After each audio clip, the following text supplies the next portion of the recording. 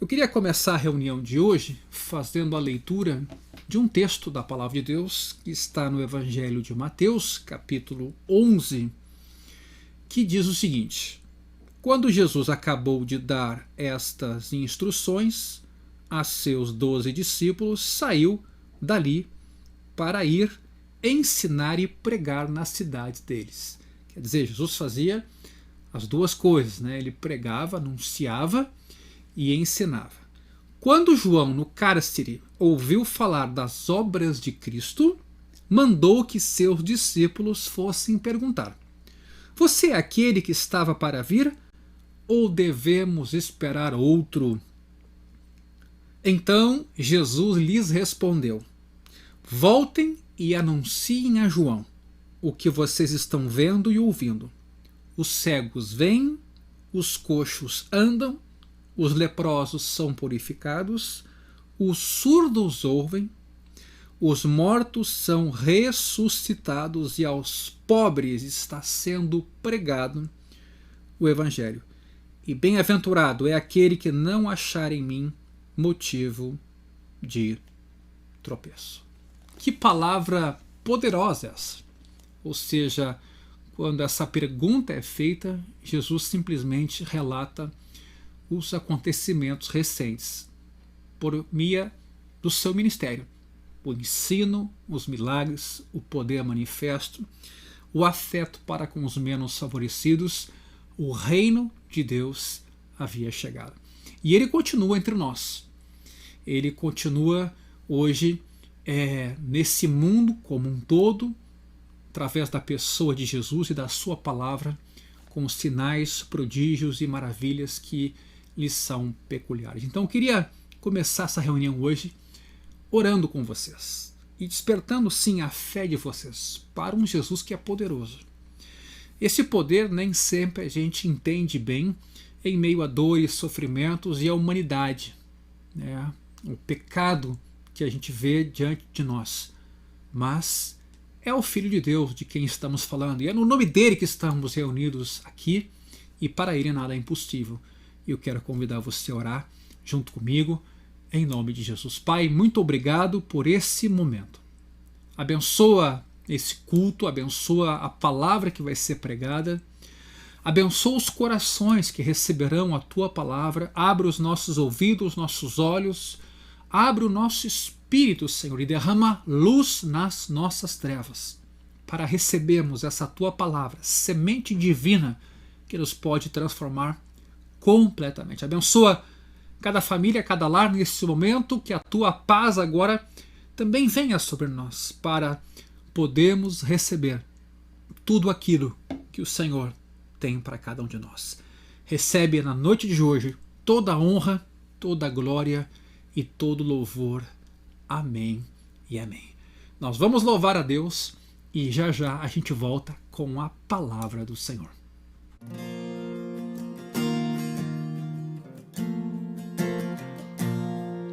Jesus, em tua presença, reunimos-nos aqui, contemplamos tua face e rendemos-nos a ti, pois um dia tua morte trouxe vida a todos nós e nos deu completo acesso ao coração do Pai. Jesus, em tua presença, reunimos-nos aqui, contemplamos tua face e rendemos-nos a ti, pois um dia tua morte trouxe vida a todos nós e nos deu completo acesso ao coração do Pai. O véu que separava já não separa mais, a luz que outrora apagada agora brilha, cada dia brilha mais, só pra te adorar e fazer teu nome grande.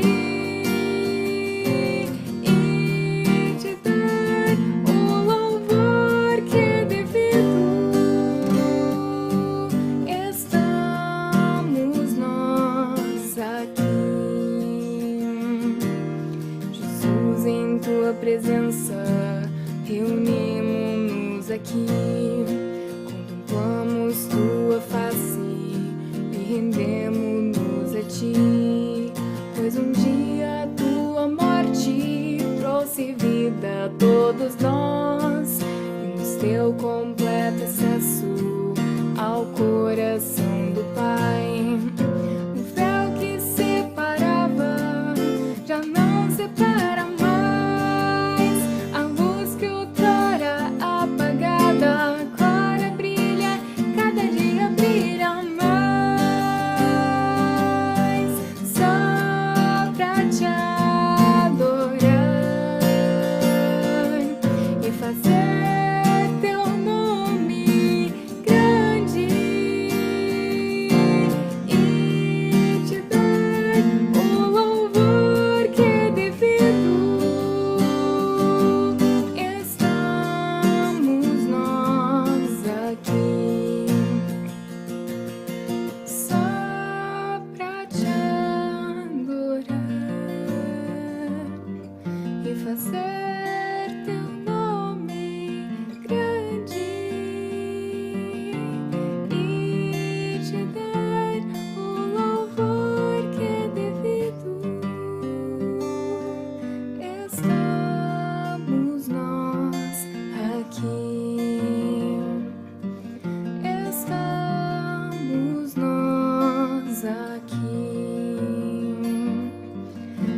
Estamos nós aqui.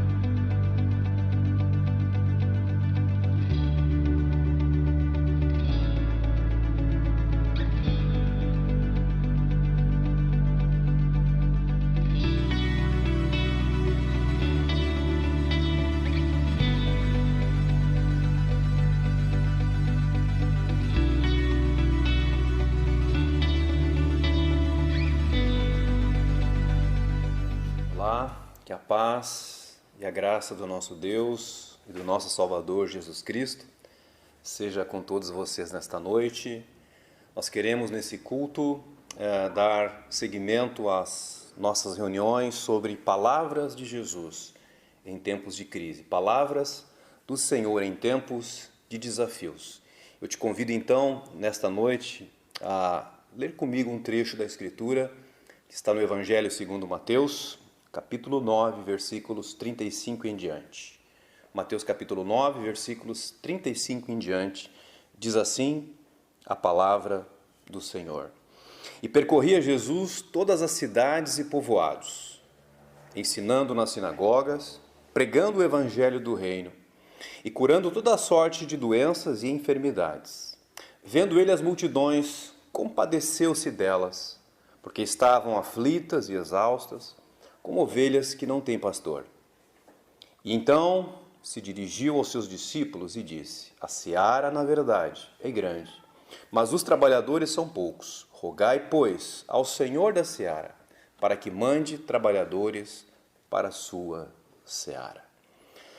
Sabe, uma das coisas que mais me chama a atenção quando eu leio os evangelhos, e a Bíblia como um todo, mas especialmente os evangelhos, é a maneira amorosa e cuidadosa que Jesus tem de tratar as pessoas, os seres humanos, especialmente aqueles que são desprezados, desprestigiados, marginalizados, desamparados. A Bíblia chega a dizer em alguns lugares que Deus é pai dos órfãos e juiz das viúvas, ou seja, o próprio Deus toma sob sua responsabilidade o cuidado por aqueles que não têm ninguém por eles. Pai dos órfãos, juiz das viúvas, ou seja, pessoas desamparadas, pessoas sem arrimo, pessoas sem proteção. E aqui nesse versículo 35 do Evangelho segundo Mateus, no capítulo 9, aqui nós vemos o dia a dia do Senhor. Diz que Jesus, então, percorria as cidades e povoados, ou seja, lugares de muitas pessoas, né, as cidades, mas também povoados, lugares de poucas pessoas. Diz que ele ensinava nas sinagogas, diz que ele pregava o evangelho do reino e curava toda sorte de doenças e também enfermidades. E no 36 há algo que nos é revelado do coração de Jesus, que eu acho muito importante ressaltar nesta noite. Diz que Jesus, ao ver as multidões aflitas e exaustas, ele se compadeceu.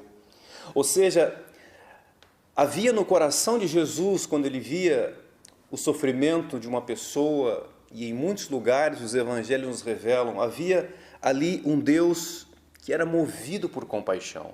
O coração de Jesus se envolvia com aquelas pessoas, ou seja, Jesus se colocava no lugar daquele que sofria e mais do que isso, ele estendia a mão. Quem sabe nesta noite, você que nos ouve e talvez até pela primeira vez, que nunca teve contato com o Evangelho, eu quero te dizer uma coisa, Jesus olha por você, diz que ele viu as multidões, ele não ficou alheio à situação daquelas pessoas, e o contrário da compaixão é a palavra indiferença. Sabe, essa palavra é uma palavra que não deveria existir no vocabulário cristão. Infelizmente, às vezes, a gente age com indiferença. A gente mostra desinteresse pela dor alheia, mas o nosso Deus não é assim. Pelo contrário, Ele é sensível à situação de quem sofre, Ele está interessado na causa alheia.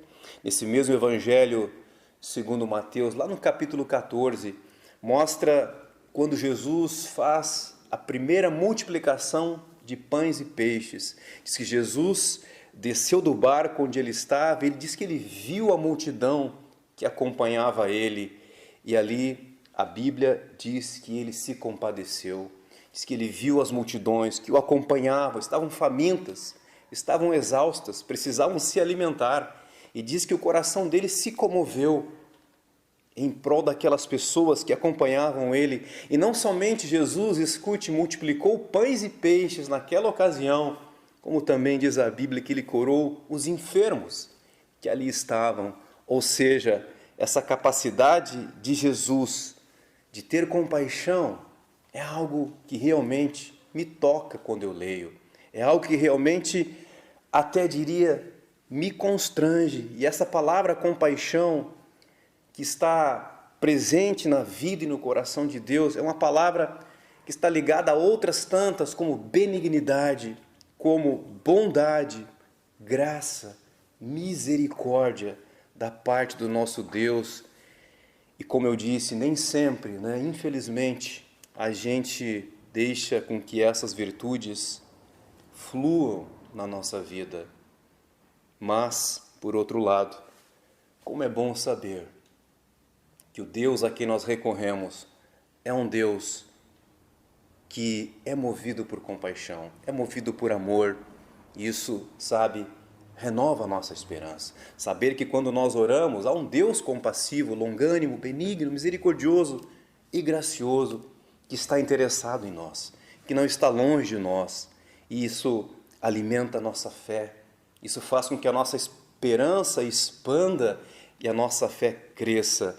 Eu sempre, quando leio os Salmos, Salmos da Bíblia, um livro tão bonito, tão importante para nós cristãos, ali há inúmeras passagens nos Salmos de homens que recorreram a Deus, homens que clamaram pela compaixão de Deus, como Davi e tantos outros, e homens que buscaram nesse Deus compassivo, nesse Deus gracioso, nesse Deus benigno, inclusive o buscaram quando pecaram, quando transgrediram, Por exemplo, quando a gente lê o Salmo 51 é fruto de uma experiência amarga de Davi, no caso, o rei Davi. Quando Davi, então, no Salmo 51, ele escreve este salmo, ali é fruto de um momento em que ele se arrepende de graves pecados. Ele foi mandante do assassinato de um homem chamado Urias, cuja mulher ele havia tomado para si. Então, Davi, ele é mandante de um assassinato e antes disso ele havia cometido um adultério também. Mas Davi, então, arrependido, constrangido pela palavra de um profeta que fora mandado por Deus para falar a Davi sobre a sua transgressão. Davi, então, constrangido pela palavra e movido de arrependimento, escreve este Salmo 51, um salmo tão belo, um salmo tão profundo, e digo mais uma vez, fruto de uma experiência amarga. Mas Davi começa no Salmo 51 dizendo: tem compaixão de mim, ó Deus, segundo a tua benignidade e segundo a multidão das tuas misericórdias, apaga os meus pecados. Ora, Davi conhecia esse Deus. Davi sabia que Deus era poderoso e gracioso e misericordioso para perdoá-lo. Então, queridos, eu queria dizer nesta noite isso também, que a compaixão de Deus alcança o mais vil de todos os pecadores. Não importa o tamanho do pecado, Deus em Cristo, Ele reconciliou consigo mesmo o mundo, e não há pecado, seja ele mais terrível e hediondo que possa ser, que Deus não possa, havendo arrependimento sincero, perdoar. A Bíblia diz que nós devemos confessar os nossos pecados. Aquele que confessa e deixa alcança a misericórdia do Senhor. Então, nesta noite, quem sabe você pecou, quem sabe você está com a tua consciência agitada porque pecou. Eu quero te dizer algo: confesse a tua transgressão, confesse o teu pecado, como Davi fez. Deus restaurou a sua comunhão com ele e ele pôde então continuar a sua caminhada. Também no Salmo 103, versículo 8, outro salmo de Davi, lá pelas tantas, diz: o Senhor é compassivo, o Senhor é bondoso, o Senhor é tardio em irar-se, grande em misericórdia, ou rico em bondade. Olha que virtudes que há no nosso Deus e que a gente precisa saber disso, Também lá no versículo 13 desse mesmo Salmo 103, diz Davi, então: como um pai que se compadece dos seus filhos, assim o Senhor se compadece daqueles que o temem. Ou seja, aquela imagem errada que muitos fazem de Deus e que eu outrora fazia também, de um juiz pronto para proferir uma sentença, ou aquela ideia de Deus como um ser inflexível, sempre irado, sempre pronto para castigar. Quando a gente lê a palavra de Deus, isso se desfaz. Diz o salmista que Deus, então, é como um pai que se compadece de seus filhos, é como alguém que é rico em misericórdia, tardio em irar-se, grande em clemência. É isso que nos ensina o Salmo 103. Claro que eu não estou aqui desconsiderando que Deus também é justo, que Deus ele não compactua com o pecado, que Deus não compactua com a transgressão, com o erro. Ele age também movido por justiça muitas vezes, mas também há compaixão no coração de Deus.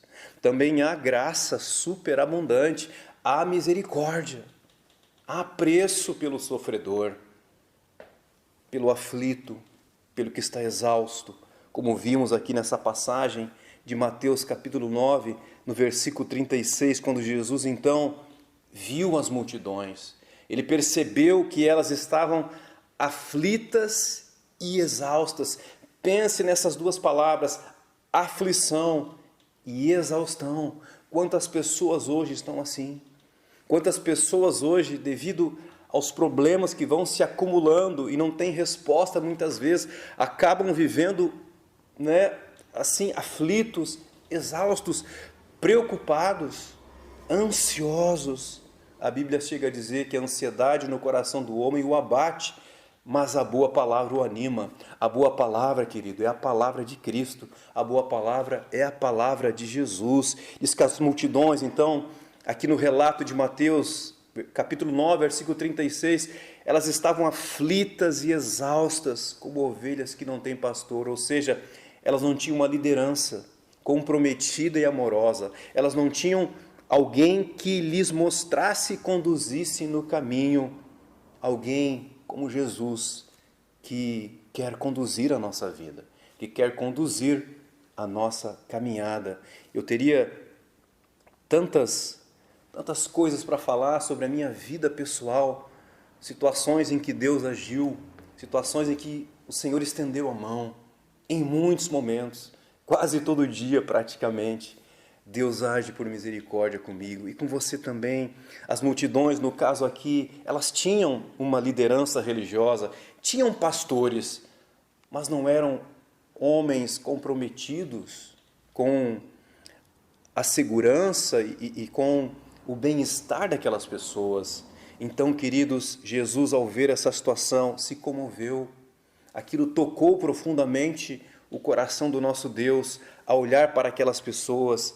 Eu lembro também de um texto bíblico no livro de Hebreus, capítulo 4, onde diz que Jesus é o nosso sumo sacerdote diante do Pai. A Bíblia fala, aliás, que Jesus é o nosso advogado também diante do Pai, né? Mas em Hebreus capítulo 4 diz que nós não temos alguém que interceda por nós, nós temos um sumo sacerdote que se compadece das nossas fraquezas e em tudo ele foi tentado, diz o texto, mas sem pecado algum, e que devemos então, e aqui que está onde eu queria chegar, nós podemos nos achegar, nos aproximar diante do trono da graça, para encontrarmos misericórdia e também graça em tempo oportuno. Ora, meu irmão, minha irmã, Deus sabe que somos fracos, Deus sabe que somos pó. Qualquer vento contrário que bate, nós já nos desestabilizamos, nós já nos desarrumamos, mas Deus nos dá, através de Cristo, livre acesso ao seu trono. E nesta noite, no final, inclusive, nós queremos orar, nós queremos te abençoar, porque há um novo e vivo caminho que nos é dado através da pessoa e da obra de Jesus Cristo, onde, sem culpa mais, sem medo, nós podemos nos achegar, porque os nossos pecados foram perdoados, porque há Deus sim sobre a sua igreja e seu nome é Jesus. Então nós podemos nessa noite sim encontrar perdão, encontrar solução, encontrar socorro, encontrar livramento para as situações pelas quais nós estamos vivendo. Então, meu amigo, escute, o Deus dos cristãos é um Deus que se envolve, é um Deus que se importa com aquele que está cansado, com aquele que está sobrecarregado. Aliás, Jesus disse isso, né? Falando do excesso de religiosidade daqueles dias. Venham a mim vocês que estão cansados e sobrecarregados, que eu vos aliviarei. Né? Estavam cansados, sobrecarregados de um jugo religioso. Ora, o Evangelho não traz jugo, o Evangelho traz perdão, o Evangelho traz descanso, o Evangelho traz refrigério para aquele que está cansado. A boa notícia, então, é saber que o nosso Deus, sim, é capaz de se compadecer, é capaz de agir por misericórdia. Ele que a si próprio se entregou para que todo aquele que nele crê não pereça, mas tenha a vida eterna. E aqui nos versículos 37 e 38 de Mateus capítulo 9, Jesus nos orienta então, orientou os discípulos e também essa palavra fala conosco. Jesus diz no versículo 37, e então Jesus se dirigiu aos seus discípulos, dizendo, a seara na verdade é grande, mas os trabalhadores são poucos. Rogai, pois, ao Senhor da seara que envie, que mande trabalhadores para a sua seara, mas que sejam trabalhadores que tenham o mesmo coração de Jesus, mas que sejam pastores que tenham a mesma ligação que ele tinha com os fracos, os oprimidos, os marginalizados, que sejam homens cheios de compaixão e misericórdia, que amem os perdidos e os sofredores também. Queridos, nós vivemos dias difíceis. Nós não podemos ignorar o que nós estamos vivendo hoje. Volta e meia pessoas nos procuram pedindo oração, pedindo orientação.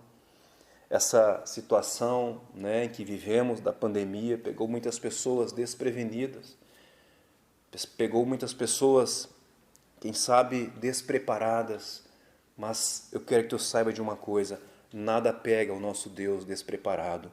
O nosso Deus sabe todas as coisas. Muitas pessoas, sim, estão aflitas e exaustas hoje, estão depressivas, estão com medo, estão sofrendo, estão gemendo. Não dá para nós fecharmos os olhos a isso. Mas eu quero te dizer uma coisa: há uma boa notícia. No meio disso tudo, há uma boa notícia. E a boa notícia vem da boca do nosso Deus. Ele conhece a tua dor. Ele conhece você que tem um parente agora hospitalizado, quem sabe com um diagnóstico até irreversível. Eu quero dizer uma coisa para você: promessa de Deus, para Deus, é como se fosse realidade. Não há nada que o nosso Deus não possa fazer. Ele é bom, Ele não está longe, Ele é um Deus que está perto, Ele não está alheio às aflições daquele que sofre. Esta é a boa notícia. Nós temos um Deus que se compadece. Lá no Salmo 34, versículo 18, diz o salmista que Deus está perto daquele que tem um coração quebrantado. Ou seja, Deus, Ele não nos criou e se ausentou. Pelo contrário, Ele está conosco. Ele nos conhece. No Salmo 139 diz que quando nós éramos ainda um embrião em formação no ventre da nossa mãe, Deus já nos conhecia. Deus já sabia da nossa existência antes mesmo da nossa mãe saber. Então, queridos, eu quero que você guarde isso nesta noite. Deus está perto. Deus se importa. Ele se envolve. Ele não é como nós que às vezes ficamos indiferentes, fechamos os olhos aos que estão, quem sabe, numa situação mais de aflição. Não, Deus não desampara aquele que o busca. E a maior prova disso que eu estou dizendo se resume no fato de que assim que o homem caiu em pecado, escute o que eu vou dizer, assim que o homem, lá os nossos primeiros pais, transgrediram, desobedeceram e desejaram viver uma vida independente de Deus, no momento seguinte, a queda do homem em pecado, está lá no início da Bíblia, em Gênesis capítulo 3, Deus, no momento seguinte à queda, não deixou o homem desamparado. Deus proveu uma saída. Deus já mostrou em Gênesis 3,15 que Ele mesmo providenciaria uma saída, e a saída seria o seu próprio Filho, Jesus, ali mesmo. E aí que eu quero chegar. No momento da queda, Deus já mostra todo o seu amor, todo o seu apego pelo ser humano, mesmo transgredindo, mesmo pecando. Deus já anuncia a redenção. Deus já anuncia a salvação. É claro que ainda de uma forma velada e não muito clara, mas Gênesis 3,15 já mostra que Deus não deixaria o homem à mercê do seu pecado. E essa é a maior prova, meu irmão, minha irmã. A redenção em Cristo. A redenção pelo sangue do próprio Deus. Essa é a maior prova de que Deus está interessado na tua vida. De que Deus está interessado, especialmente na tua salvação eterna. Deus está interessado nessa noite, especialmente, em perdoar os teus pecados. Através da obra de Cristo, através do sangue dele. Basta que você, que está me ouvindo neste momento, se reconheça pecador, se reconheça transgressor, vá até o Senhor, peça perdão. E aí então a obra se consuma e você é salvo por graça e fé. Então, nesse sentido, queridos, só Jesus, porque Ele é Deus, Só Ele tem poder para perdoar os teus pecados. Lembra de Davi, como eu mencionei? Davi cometeu um adultério e Davi cometeu um assassinato. Ele foi mandante de um assassinato e Deus o perdoou, porque ele reconheceu que havia graça suficiente e misericórdia suficiente nesse Deus para perdoá-lo. Jesus pagou o preço.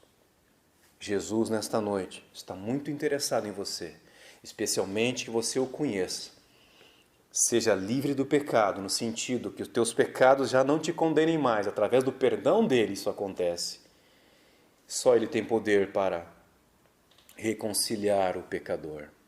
Sabe, tem uma frase de Agostinho, que foi um dos grandes homens de Deus, um dos pais da igreja, que ilustra bem o que eu falei a respeito de Cristo e da sua salvação e do seu amor pelo pecador. Agostinho, ele faz a seguinte afirmação, aspas, fizeste-nos para ti, e inquieto está o meu coração, enquanto não repousar em ti.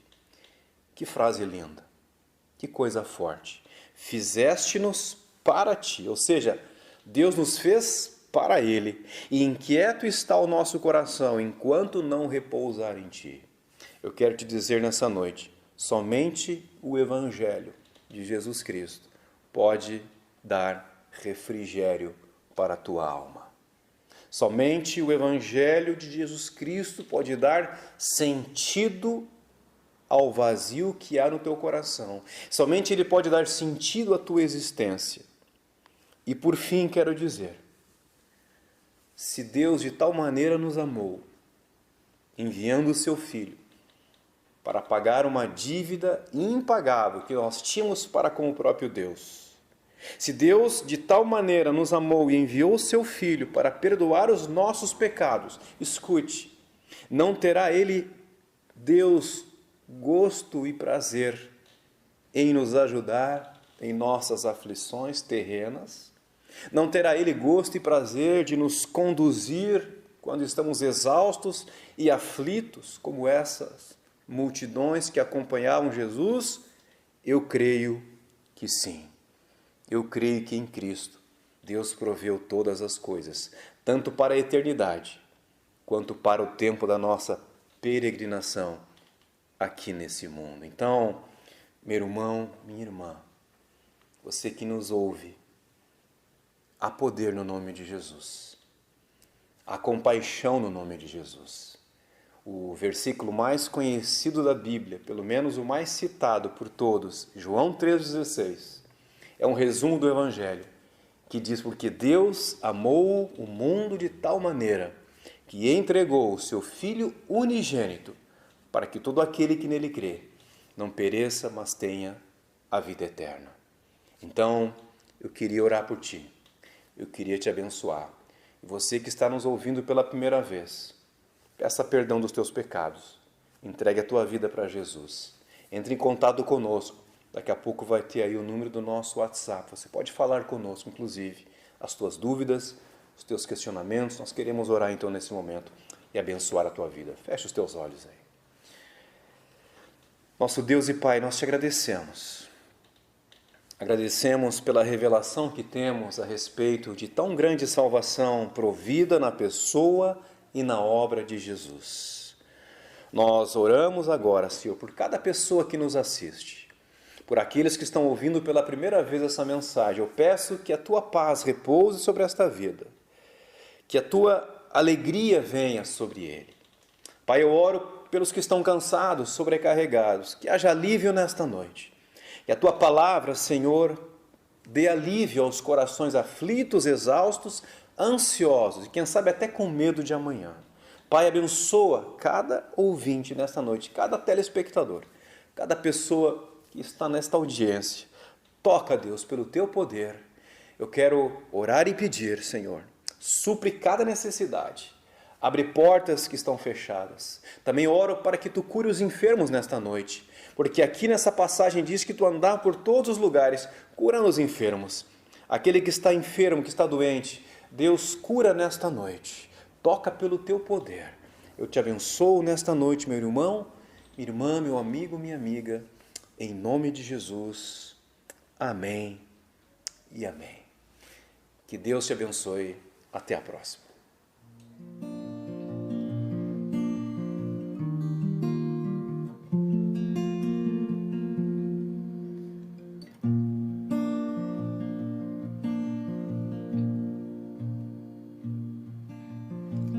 No início eras a palavra,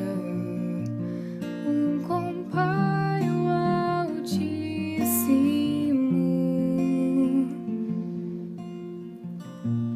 O mistério de tua glória, Cristo em ti se revelou. Ó, quão lindo esse nome é! Ó, quão lindo esse nome é, o nome de Jesus, meu Rei. Ó, quão lindo esse nome é, maior que tudo Ele é. Ó, quão lindo esse nome é, nome de Jesus.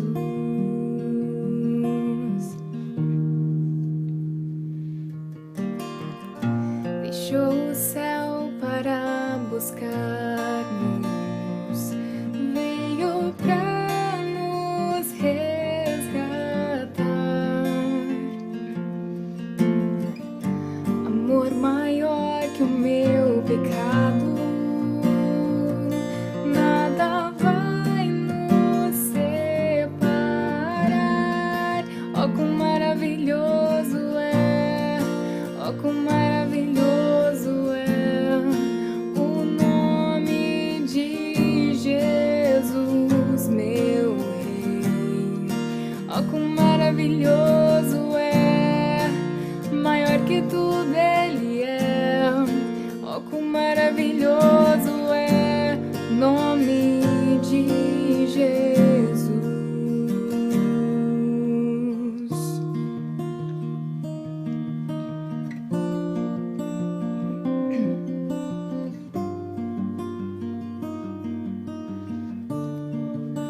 A morte venceste, o véu tu rompeste, a tumba vazia agora está.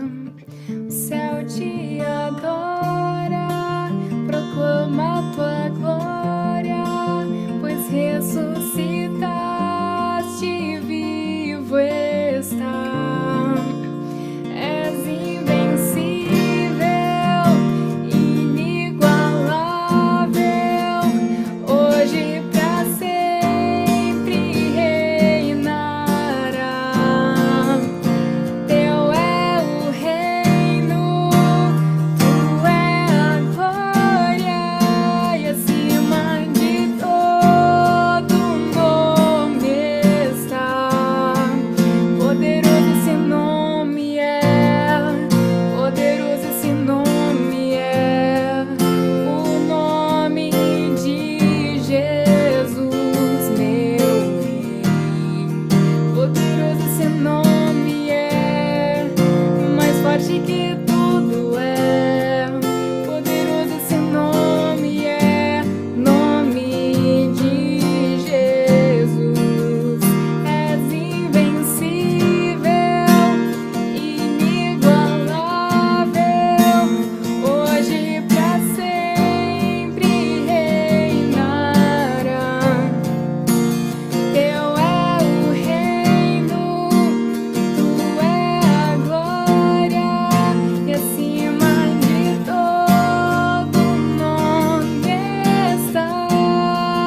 Poderoso esse nome é, poderoso esse nome é, o nome de Jesus, meu Rei.